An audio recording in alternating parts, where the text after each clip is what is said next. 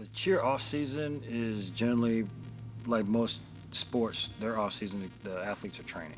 Their priority is going to be pretty much where their individual skills need to improve, whether it's 1 level or 2 level. So you have the 2 different types of cheerleader, one that is so determined, which was kind of more like my speed. I was always determined to keep going.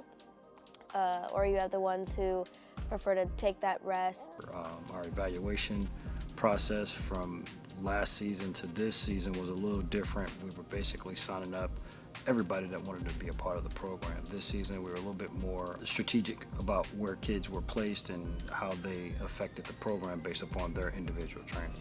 I don't believe in just kind of saying, all right, here are your teams, now go for it. I want to be more involved, making sure that each kid knows that I care about them just as much as like a big sister or a parent, something like that, or some kind of leader to them. How do you think this season will be different for you now that Bentley's here? One good thing is he loves watching cheer, but because he likes to watch cheer, it's not that hard. We just also have people that are able to watch him, but I don't think there's going to be too much of a difference. He's going to love cheer competitions. Oh, he's not going to be able to control himself. He's going to go tumble on the floor. So which team is giving you the most problems and why? I mean, I think they've all kind of went through their own little cycle of stressing me out, but I think the most consistent one would be Thunderbirds. I think it's because they don't realize how good they are. I feel like they want to try hard and they want to have a good season. They just don't understand that they need to start now to do that. They're good kids, they just talk a lot. A lot of that has to do with, hormones and being teenagers and giggling with your friends, but there's always a time and a place for it. We need to start using context clues more, like when the coaches are not talking and just staring at us. That means that we should probably not be talking at that moment, and that we should probably be focusing more. And I think once they realize that it's okay to just be quiet and listen to what the coaches have to say, they'll definitely get better. Okay, so what we're going to be painting today is this flower behind this lovely lady. Okay.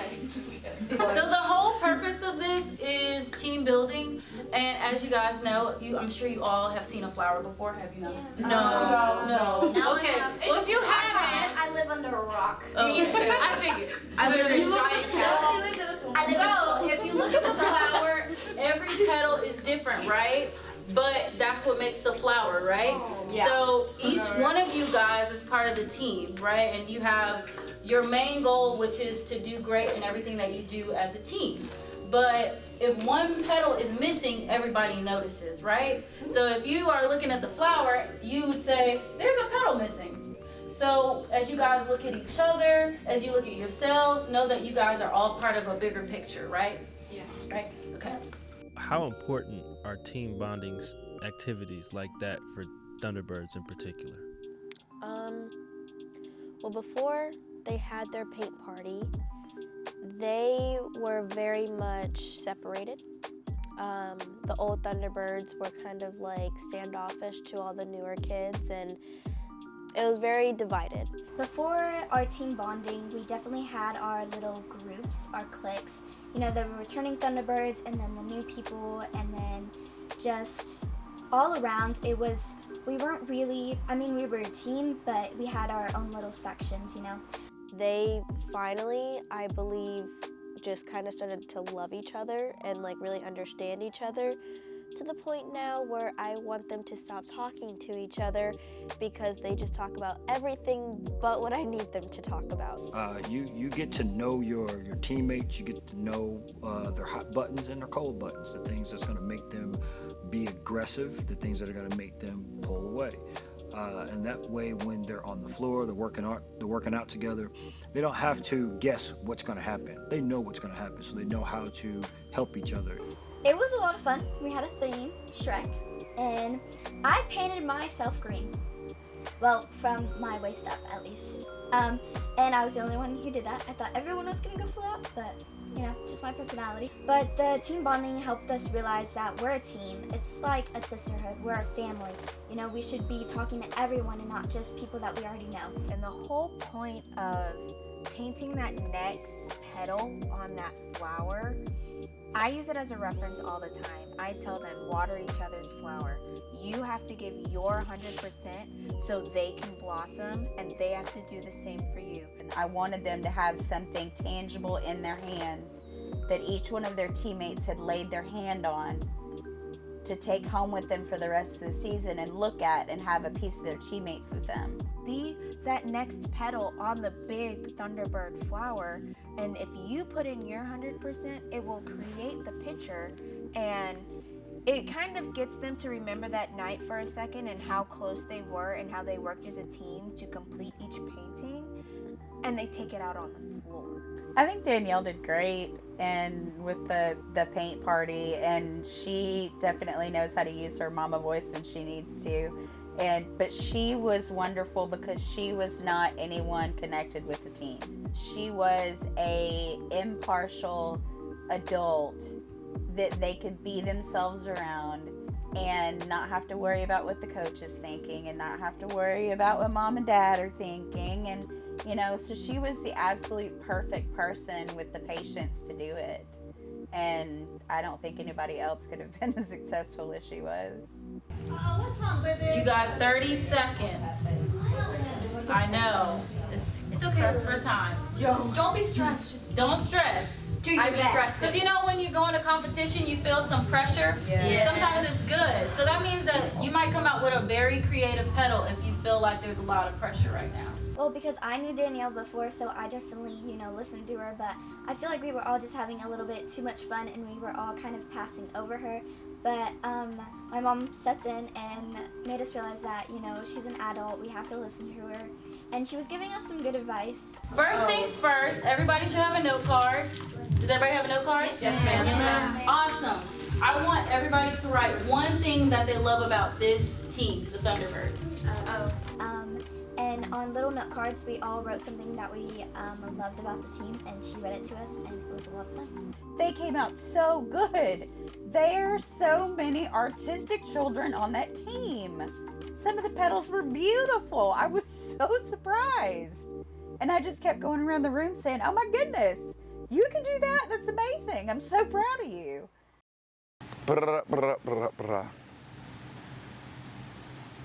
Okay, who knows they're able to tumble more than they've already done in the elite pass, which is either the front walkover round-off tuck or the round-off tuck? Stand up. What can we throw? It's level 5. Yeah, I'm just saying. So what can you do, level 3? Can you do round-off handspring, half turn, round-off hand tuck? Oh yeah, that's nice. Good, I want you to two-step though. Two-step, punch like you'd land in the center, power hurdle, or no, you can hold those 2 counts. Two-step round-off hand tuck. Morgan, what can we do? I think the difference was that most of them already knew him, and so they were just more like excited to like see him again, and they were like, ooh, what are we gonna get next kind of like deal. They really loved their routine last year, so not only did they level up, well now they have a whole routine that's very much more like them. I guess if can you agree, like it's like more like their team personality. It was definitely a good sight to see them interacting with Logan versus just kind of sit there and listen. They actually had stories to tell, and they actually talked to him like, oh, we kind of missed you kind of thing. Anything level 3, that's all I need to know. So she's a baller. Shockaholic. Here, go over there. Ba, ba, ba, ba, ba. Are y'all all tumbling? Again? I just can't do punch grip. I can do all the other stuff. You can. Love it. What can you do? Can you do round off backhand string half turn, round off backhand string tuck? Can you do that? You think? Can I try it real quick? Yeah, go warm it up. You want to go warm it up? So y'all round off backhand string, look, punch, half turn, round off backhand string tuck. That's elite. Warm it up. The athletes were more prepared. They were a lot more aggressive on the floor, so he was able to give them a punchy routine.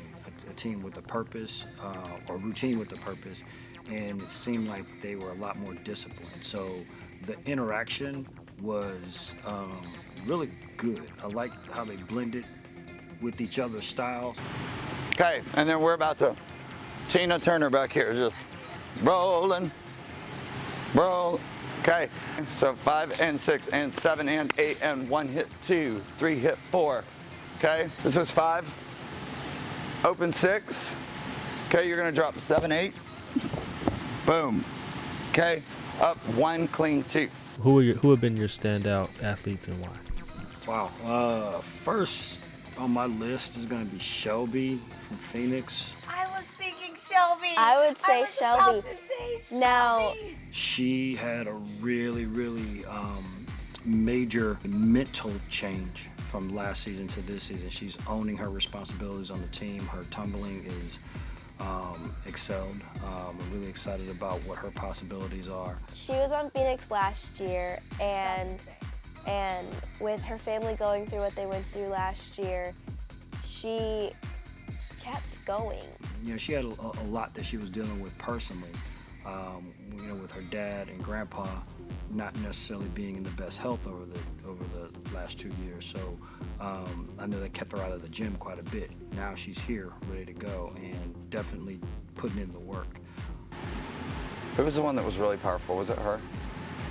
Ash, you also, well, Shelby. Shelby's our most powerful. Who's Shelby? Shelby. Yes. Like, she has tucks as high as you. Shelby, go to that corner. I've seen her have a bad day but turn it into a good day, but you can never tell with her if she has a bad day. She's always smiling, always doing what she needs to do. Yeah, she's definitely a A1 student.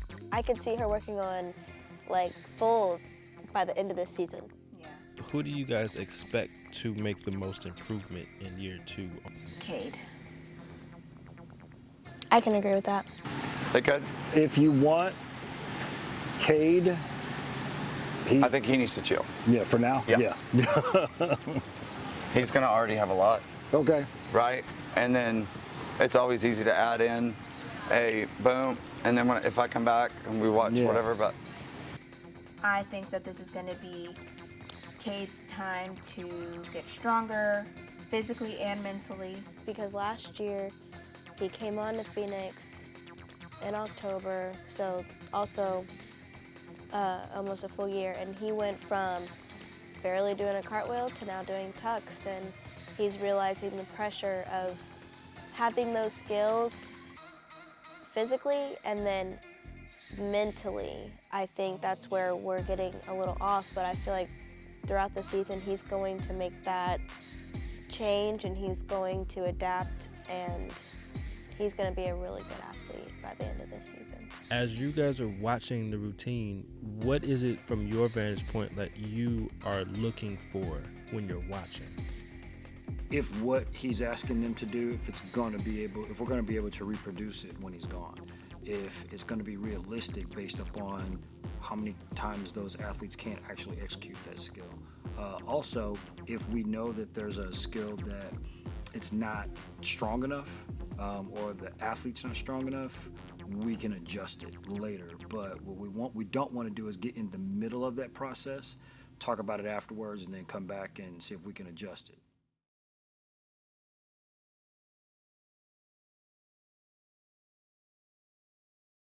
It was so wonderful that your parents and everybody else that was there, you know, were acknowledging Chloe and Andy. It was the greatest thing, and it made them feel like they were invincible.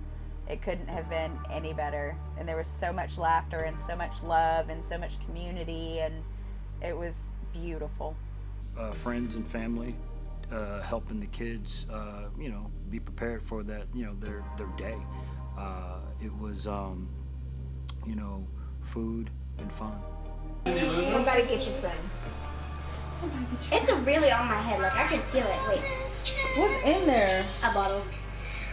Rearrange. She had a great way to sneak stuff into the plug. It was really fun, And I think for their coaches, it was great to see them get excited for something other than a cheer competition. Already got been recorded, but that hair. Yeah. I can't. Why am I like this? Okay, we have to cut back on her sugar. I think that there was a lot of pink at my house. I'm not a big pink girl. I'm very much more of like I'm quite the opposite. But I did enjoy seeing them light up at the people who were supporting them. Can I please see this? Yes. Okay, ready? I'm gonna stand my case. So still not on three. Sure what you're watching. Just count 1, 2, 3. Just go. Okay. I had no idea. And do you count? Music's back. 2, 3, 4, 5, 6, 7, 8, 1, 2, 3, 4, 5, 6, 7, 8, 1, 2, 3, 4, 5, 7, 8, 1, 2, 3, 4, 5, 6, 7, 8, 1, 2, 3, 4, 5, 6, Which one? 7. No, on the video. In a parking lot too. Yeah, she's just in some random. I didn't know there was Sloppy. And he said, which one? She meant the one on the video. Nick thought you were talking about this. She said, I got it on video. I was like, I'll run it back.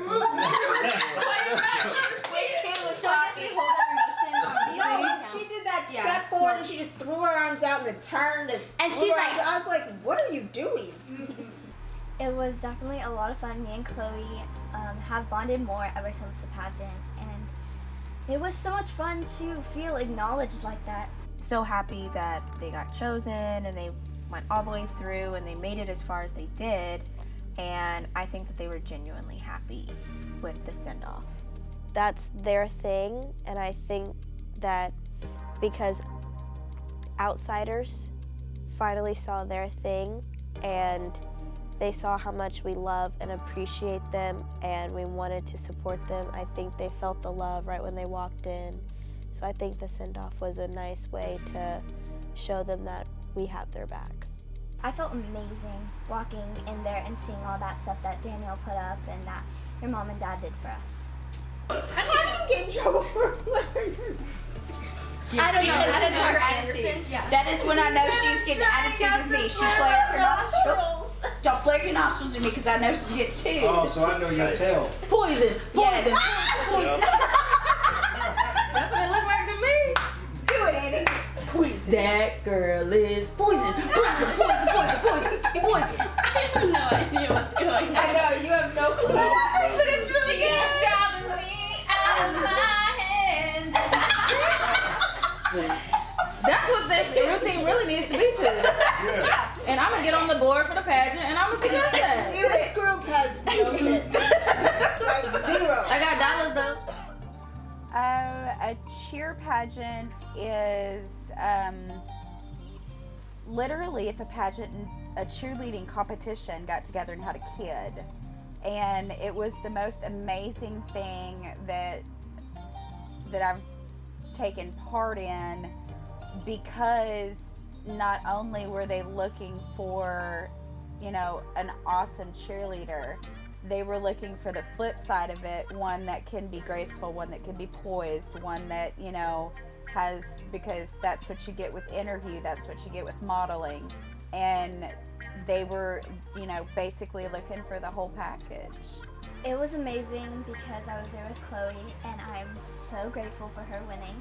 From a pageant girl's perspective and a cheerleader's perspective, I was so grateful that I got to go and do that. A cheerleader doesn't get the recognition that we should because we're looked down on because of sideline cheerleaders. There's nothing wrong with that, but it's definitely just, we got recognized as, cheerleading is a hard sport and it takes a lot of stuff from you, so I definitely really like that. I think it's an interesting concept. In my eyes, I always did think that one was a little bit different than the other, but they still practice just as long. They still make sure that they are on their P's and Q's. I do know it does reach out to other things just besides looks and the dress and the makeup and all that. I still don't quite understand it because I'm kind of more with her. I'm kind of more okay. I'm not with her on that one. I'm not of a crown kind of gal. You wouldn't wear a dress for a crown. No. Why? Why would I? No, I don't need I'd put on a dress for a crown. You should have did the body. I still don't know what happened. It's Roman. He was shocked at you. What, she can't put her hands in I love the pocket. It's No. in my pocket. Wait, I know, but you can't do it while you're on stage, so get out of the habit. No. I'm not. I was just showing us the pockets, guys. Yeah, I was just saying to show off my pockets. I understand. So she can't put her hands in her pocket? Not on stage. No, because she What if I have glitter in my pockets and I put hands in my pockets? Chloe's gonna pull out some like scarves out of hers. Talent. It looks good. Instead of just I love the the back. The back Can is you so do this? pretty. You need to go feel that dress. I'm scared. No, it feels really No, it's so soft. Yeah, let me see you walk it. Do your chocolate vanilla swirl. I don't think that I On can. the carpet, probably not gonna It's a be. really tricky game, okay? Oh yeah, it's harder on carpet. Yeah, because it catches the sequence. Yeah. So pretty. We needed something a little different. I think cheer needed something just a little bit different. And those two are the perfect things to kind of mesh together. Because you're merging two worlds that really, I don't think initially anybody really thinks about kind of being together. You know, you've got one end that is, graceful and glamorous gowns and crowns and things like that. They both looked beautiful. I mean, we're used to seeing them sweaty with their hair in a bun because they're out here working. And then to see them get all dressed up in ball gowns and their hair's done. And I just think that was, it's a really cool change that has happened in the cheer world. Whereas cheerleading, there's a skill that happens that can be, successful or not successful. But when you merge the two, you can see where, okay, now, can you take what's happening on the cheer floor and do it gracefully and make it look effortless? It was an honor. It honestly was an honor to have her represent Silent Fury and to, place first runner-up and in their inaugural season. I think that when you have a pageant, it's very much like very personalized, and you have to think about yourself. What are you gonna say when they ask those questions? How are you gonna look? Like, it's very much like that. And when you come to the cheer side, it's very much, okay, what am I doing? It's definitely, it's an experience. It's definitely very fun. I really liked it. I really like showing off my gym and how good we are. And just to have one of my best friends win, I was literally crying backstage when I found out. It was awesome, but just showing off Silent Fury and just telling people how cool it is to be part is really fun, and it's really nice. What's y'all's opinion on getting closer to some families and then not so much to others? For me, I like it, but then I also can see where you don't want to get too close. Just by observations and just things that you probably see on TV, like if you've heard don't work with your best friend, because if you things could happen. You guys have your opinions, and then one person's going to be a little stronger than the other, and that's not good for business. But on the flip side, we started this business as a family, and I feel like all we're doing is kind of growing that family, but we're growing it with people we feel like we can trust. I feel like it's better to have a tribe than be a lone wolf kind of thing. So I feel like the more we add on to our family and the more they show that they are willing to be that backbone for us and for us only, it's only going to help us grow and make us better. I definitely see it as I have a really good relationship with the Graves family, but when I go over to the house, it's all fun and games, but when we're in the gym, I do have to realize, like you said, that they are my coaches, and I can't just, always talk back to them and play around, that I really have to focus, and gym time is gym time, and outside is my time to play around and have fun. I think for me it's just organic. You know, there's a lot of times where you naturally gravitate towards just people in your lives. You know, whether it's in school, whether it's at work, or you know, in a social setting, you just gravitate towards people. You know, the opportunity for parents and athletes to be a part of our program extended just from the training side of things, but on the business side of things, that's something that you always have to kind of slow down and make sure you're making the right steps. So I forgot what I was going to say, then I forgot the question, and then I tried to figure it out while she was talking. Can you please repeat the question? What's your opinion on us as a family being closer to Oh, that's what I was going to say. I think anybody can be close to a coach, an owner. If you're a genuine person, you're close. I mean, I think it dives a little bit deeper onto, because those people do have roles in the gym. Not every parent is the gym manager, but they have different roles in the gym, so their families are going to be closer. And in all, our gym is about being a family. Every single family that walks into this gym is family. We can be as close to as me telling you about my day to you being at this event or something like that. I just think it's just be genuine, and that could happen. The gym is like family, and I'm protective over the gym because it is family. And regardless of if it's a sparrow, or if it's a thunderbird, or if it's a phoenix, or if it's a raven, anything like that, I feel like they're all my kids. And I feel like everyone that steps foot into that gym is my family, and they've proven it. My name is Andrew Pinegar. I have 2 children that go here, 2 teenagers. Cade Pinegar is my 15-year-old boy, and Anderson Pinegar is my 13-year-old daughter.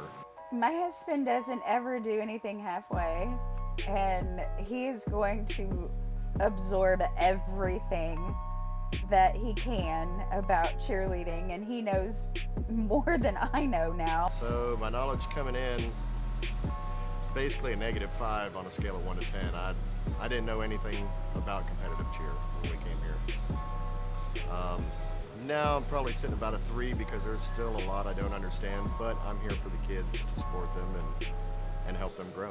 And he constantly, he watches cheer videos, he watches cheer routines, he watches individual skills, and it cracks me up because we'll hear it and be like, are you watching cheer again?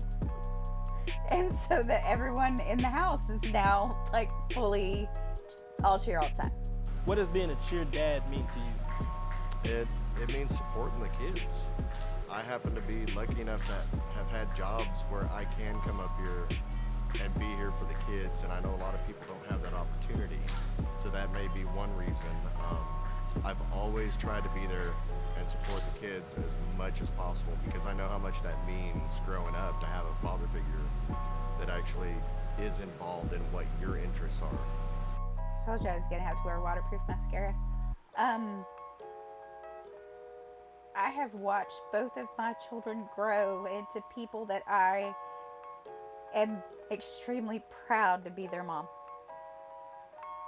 Whether it be on the floor or outside of the gym, they have just come leaps and bounds. Both of my kids have always been really outgoing with their teammates and really supportive of teammates. But to watch my son go from not being able to do a full cartwheel when he first got here to now punch fronts and all the tumbling that he's able to do his jumps, and to see how much he's progressed in less than a year here with the coaches is just absolutely amazing. My daughter, she is still progressing. She did cheer for a local football system growing up, but that was just basic cheerleading. It wasn't anything like competitive cheer, so there was a lot for her to learn as well, and she is progressing just as rapidly, and it's so awesome to see. they have to learn how to be young adults at the gym, and that's what the gym forms them into young women and young men and brings them into their adulthood. The night that Pinegar's house caught fire was, just really just, again, one of those things where you just don't expect it. There were pizza rolls in an old air fryer, and it just a freak accident and bad wiring on the air fryer, and it burned from the top down. I was in my bathroom making TikToks when it happened. All I remember is hearing something from my husband and telling me to get up and run. And then I couldn't see because there was so much smoke.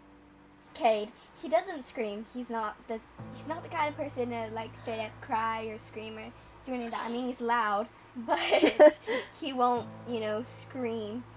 And I was like, what is happening? So I pause, I grab my phone, and then I go into my room. So I was right behind the wall of where it all happened. And if I didn't hear Kate scream, then I don't know what would happen. I guess mainly the most positive thing was all the jokes. Definitely all the jokes about it, and the fact that I'm even able to make jokes about it now because of all of the pressure on myself, because I was making more pizza rolls because I had just given them like a full plate of pizza rolls. It was like half the 5-pound bag. I went back and made seconds, and then it all happened. I walk into my room and it's full of smoke, but our house is small, right? So I thought, oh, he probably just burned himself making sausage or bacon, because normally when you do that it smokes and it smokes up the whole house. So I open my door and there's just a big burst of flames. I was laying down watching YouTube and looked up. There was a little bit of smoke in my room, and I thought that it was just smoking up the house a little bit, so I opened the door and all I saw was black. And then I look over to try and grab my dog, Coco, but she's laying on the floor, and I'm so glad that she was and that she's okay. So I grab her and I grab my phone and we run out, and I had bruises all over my body because of how much stuff I was hitting. Once we get out there, we take a minute or two to try and calm ourselves down, and then I look around and I realize my parents aren't there. And the first thing that I thought of was just get out. I didn't even grab my phone. I had one earbud in one of my ears, and I just got out. I just booked it to the door and then was screaming outside and trying to get everybody out.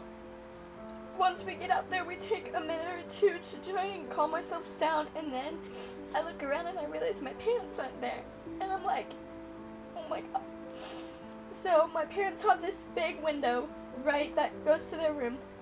So I tell Kate, because Kate's about to run back inside, I'm like, don't do that. So we start banging on the window, and my dad's in his flippin' underwear, and we're banging on the window, and my dad wakes up, realizes what's going on, and he runs out, and he makes us, I try to hand him a bucket, because I was holding my dog in my phone, I didn't know what was happening, right? So I hand him a bucket to put water, and he's like, no, I need the hose. The phone call and the call to action or non-action in some situations, you just don't know what to do.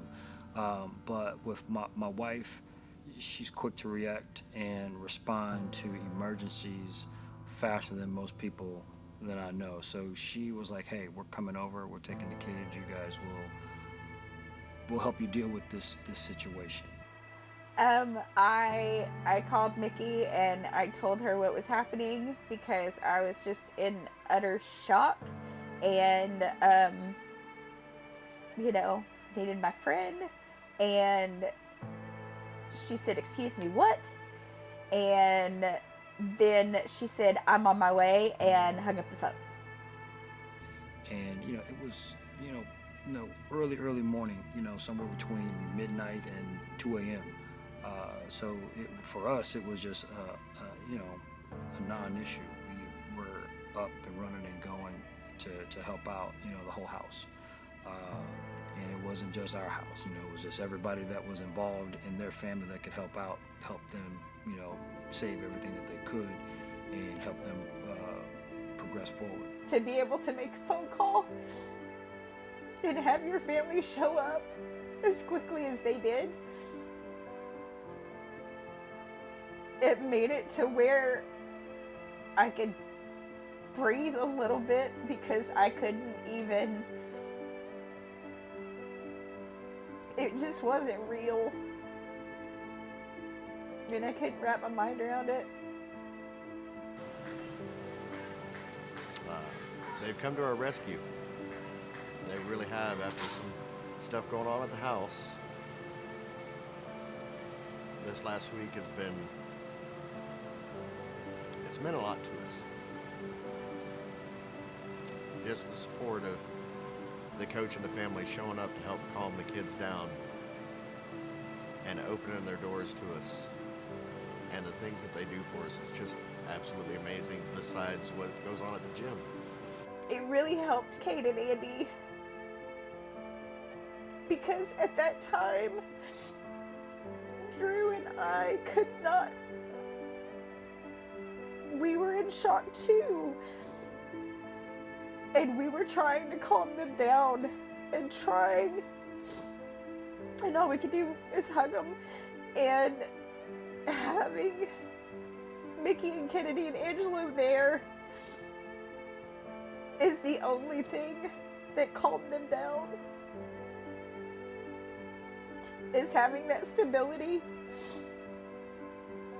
Because at that moment, Drew and I couldn't give it to him. And that's horrible to say as a mother, but, you know, it wasn't even possible. I don't even think I could have told you my name at that point. It was completely, I can't describe it to anybody. It was a void of not knowing what to do, not knowing where, like, how to move, how to talk, how to walk, how to do anything. Watching my husband lay on the floor, I'm so thankful he has firefighter training because of working offshore and being in the military, and watching him lay on the floor and battle a fire and try to save as much as he could was one of the scariest things I've ever seen in my entire life. I mean, you see this stuff on the news all the time, and you feel bad and stuff, but when it happens to you, it's like, it's surreal, you know? You think that you're in a dream. I'm just really glad that we have each other, because that's the most important thing. Without really thinking, we responded. So I do know that, you know, it was reciprocated and heartfelt, and they understood that, you know, we're there for them if they need us. Knowing that we have people that have our backs, that is, it definitely has made the relationship stronger. So it's, you know, it's still an ongoing thing. They're still dealing with what's happening, but the attitude that we have is everybody's family, extended or close. We're all family, so we're going to help take care of each other, because I know if I'm in that situation, I would appreciate the help wherever I could get it. The current status of it now is we're getting the last of the smoke damage stuff out, and then it will go on the market to sell, and we will move. So now it's in the final stages. It's just finding the time in between everything that, you know, we do, because they homeschool, they do cheer, and then Drew works on the road, and so it's a lot of, okay, we're going to get up and we're going to go work at the house for 2 hours in the morning, then we're going to go to the gym, and then we're going to come back to wherever we're at and get something to eat and go to bed and wake up the next day and do it again. It's meant to be, so it will happen when it's supposed to happen.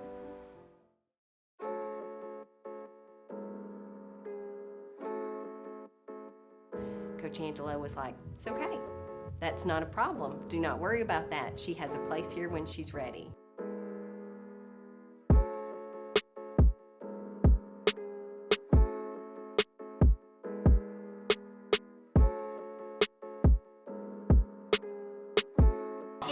Y'all ready? It's illegal. It's illegal to say can't. Okay. But I was thinking, what if we did stack stone underneath it? Okay. It would look really good. Yeah. Some like gray stack stone. And put the corner on top? Underneath, and then do like a wood top. Okay. Yeah. Like that.